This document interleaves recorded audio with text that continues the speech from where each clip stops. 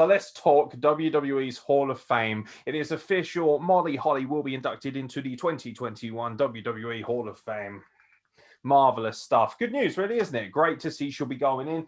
Before I do get your opinions, of course, I have a list here of people who will also be going in because, of course, the 2020 Hall of Fame will be going in as well, because obviously it couldn't happen last year due to COVID protocol. That means that Batista will also be inducted. JBL, the British Bulldog, finally, Jushin Thunder Liger, which should be a very interesting one. The New World Order goes in as a group, as does the Bella Twins as well. So quite a stacked award ceremony, particularly when you consider there's still more to come, obviously, with WrestleMania looming. Thoughts on Molly Holly going in? Obviously, it's a great thing, but, you know, you must have some certain amount of joy for the fact that, you know, that someone of her wholesome nature is going in, because she's widely regarded universally as probably the nicest person in wrestling. Mm-hmm. Like I don't watch the bump, but like I saw the replay of Gregory Helms telling her, and just her genuine reaction was so heartwarming. It's so well deserved.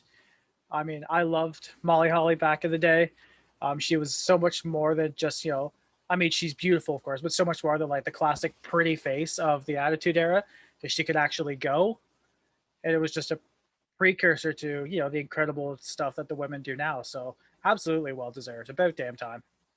Yeah, I'm thrilled. I hear all these wonderful stories of, you know, women who wouldn't have got in the business if it wasn't for her. The fact that she was willing to actually spend so much of her own money to make sure that women could afford the tuition to get in. And she's somebody who's always paid it forward. She's still involved, I believe, in training today around the Minnesota area. And just a fucking wonderful person in every sense. I honestly cannot think of anyone who probably deserves to be in more just because of the way they've acted. You talk about class act, and you hear that term thrown around very loosely in wrestling. And let's be honest, a lot of people who were class acts have proven themselves to be anything but. But Molly Holly truly is the epitome of that phrase. Some great names as well going in that should have gone in last year. I think Batista's definitely earned his place in the Hall of Fame, particularly as we know, 100%. obviously, he's done now. JBL, you know, I mean, he's had a very much a Hall of Fame caliber life in wrestling, so I'm not going to deny that, even though I think he's a bit of a cock waffle. I actually think the Bellas going in is good. I feel like they did a lot to change the perception of women.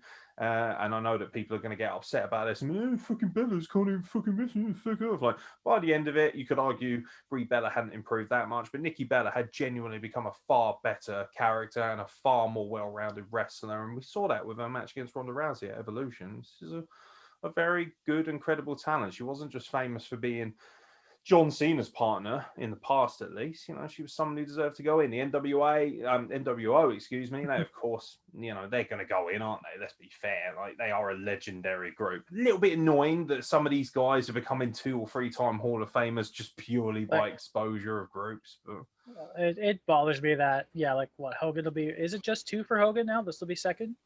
I think this will be Hogan's second, yeah, and I think this will be X-Pac second as well.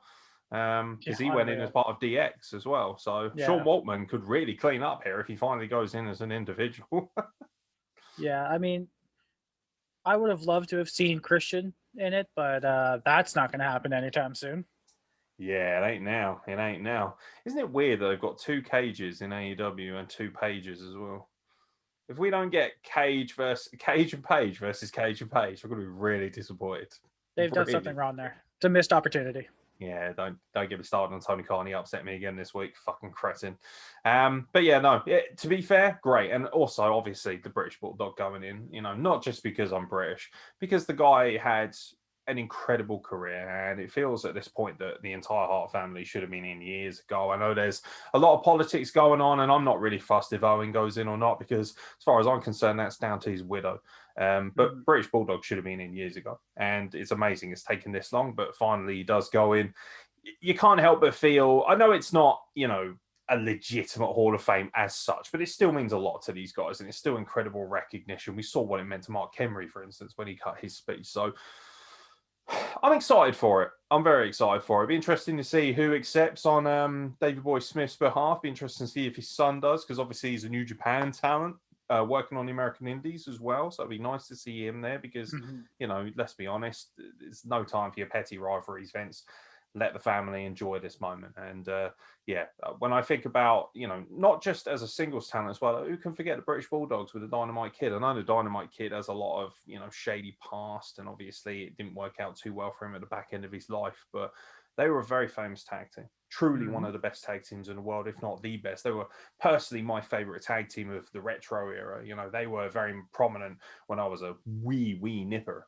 And I mean, obviously, you speak to anyone over here when it comes to proper wrestling, proper old school British wrestling. The only names that people really think of other than Big Daddy, Giant Haystacks, Kendo Nagasaki is British Bulldog and Dynamite Kid. That's how special they were, that they transcended not only the WWE style or the WWF style at the time, but they were also famous enough that when they came back here, they were highly recognized, along with guys like William Regal, of course, Robbie Brookside, Fit Finlay, a real incredible class of wrestlers. So well deserved.